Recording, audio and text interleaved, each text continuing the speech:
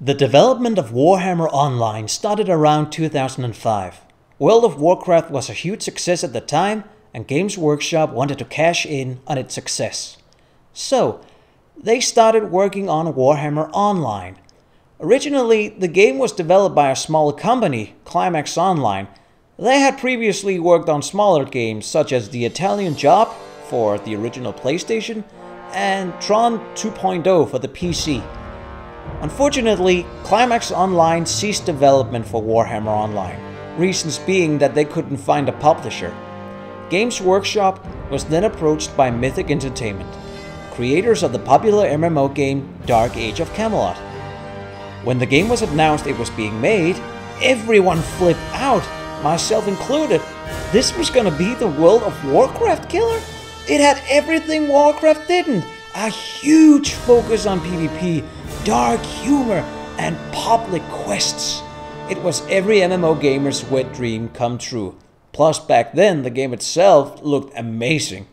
The creative director of the game, Paul Barnett, released videos over their website from time to time, showing us how the game was being developed and what we could expect from the game.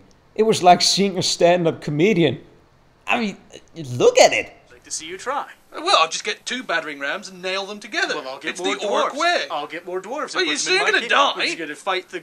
We're gonna be up on the battlements. multiple level attacks? My engineers are gonna be shooting I'll down just get at you. more people in. Well, then I'll dump Well, you're not gonna win, are I'm ya? gonna dump boiling It's oil not on gonna your head. work. It's too bad that the oil killed you.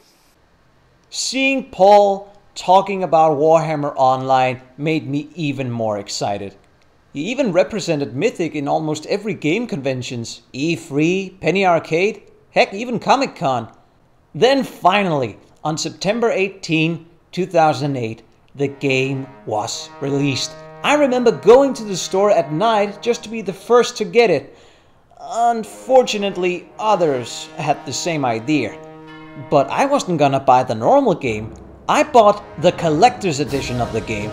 It came with an art book, a cool comic which explained what started the war, and it also came with a minifigurine of the Orc War Boss. But it didn't really come with paint.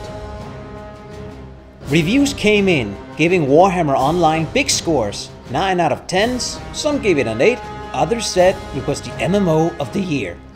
Then EA stated that over 2 million copies of the game was sold and they had over 800,000 subscribers. You would think then that everything was going uphill for Warhammer. Well, not necessarily. The game was, for the most part, filled with annoying bugs, it looked unpolished and unfinished. It was a big turn-off for all the gamers out there. Having played World of Warcraft, they expected a solid experience. It was even hard getting into the game because of queue times. Despite that, I expected it only to become better for Warhammer Online. I mean, World of Warcraft had the same problems at launch, and they worked it out, so why not Warhammer? But unfortunately, that wasn't going to happen. The number of subscribers dwindled, servers merged, updates became fewer and far between, and it all became worse and worse for the game. Today, there are only 3 servers for Warhammer Online. One for the United States, one for Germany, and one for the rest of Europe. Since then, other games in the same genre used some of the mechanics from Warhammer Online. Guild Wars 2 implemented the system of public quests into dynamic events, and PlanetSide 2 with the PvP side of the game. But it's a shame though, at the cost of an MMO that could have been great. So, how is the game today in 2013? Well, being the nostalgic that I am, I've made a trial account and hopped right back into the game. And I can honestly say, it's still great!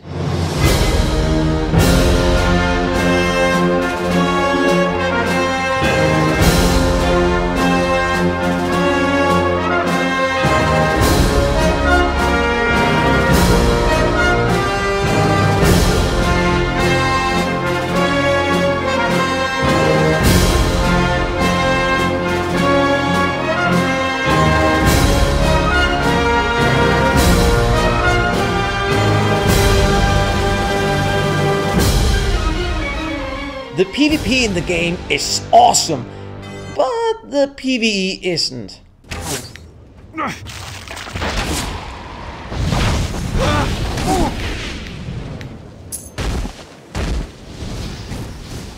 But that really isn't the main focus on the game.